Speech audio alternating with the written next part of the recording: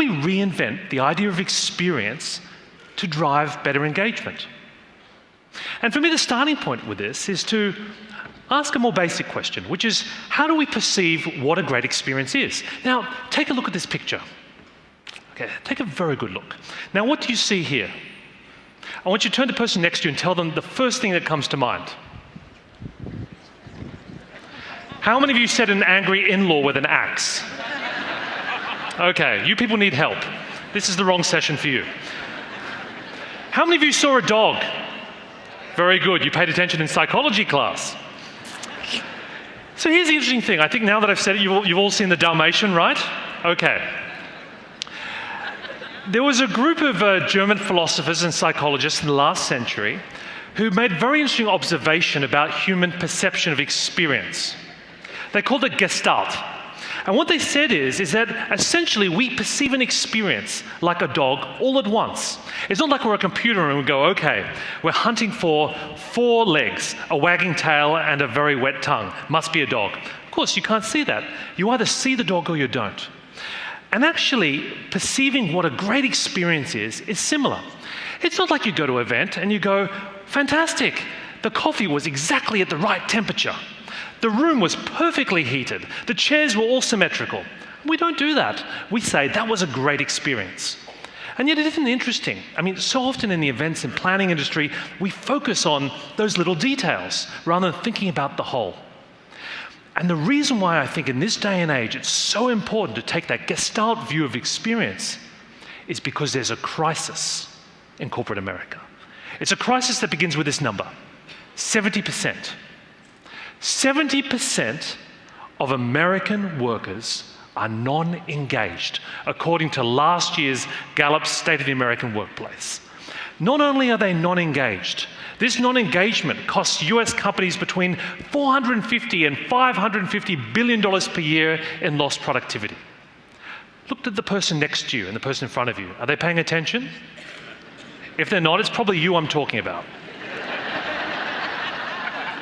Here's the bad news. Keep your wallets safe, because those people are more likely to steal, more likely to negatively influence their other employees or attendees, miss workdays and drive customers away.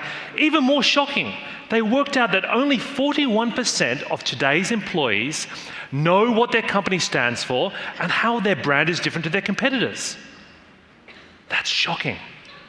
But that should excite everybody in this room, because that is your single best chance to get top management to take what you do very seriously. In preparation for this event, I had spent some time with an amazing lady. I spoke with Kelly Butler from McDonald's, the head of meetings and events. And I learned about the amazing work that McDonald's was thinking about using experience to shift engagement. One thing she said was that they focus on total experience design. They wanted alignment between what was happening on main stage and real takeaways on the exhibition floor.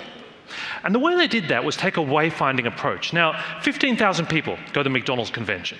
They have over 1 million square meters of space.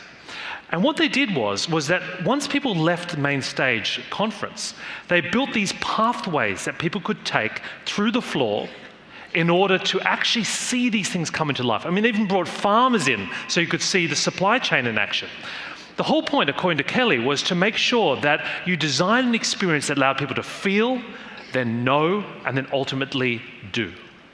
That's the power of experience.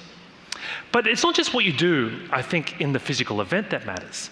It's also how you design the stories that matter. One of the other people I interviewed for this event was Chris Anderson, the creator and curator of the TED events. And of course I was fascinated. I had to ask him, I said, Chris, why 18 minutes? Why do you just give people 18 minutes to talk?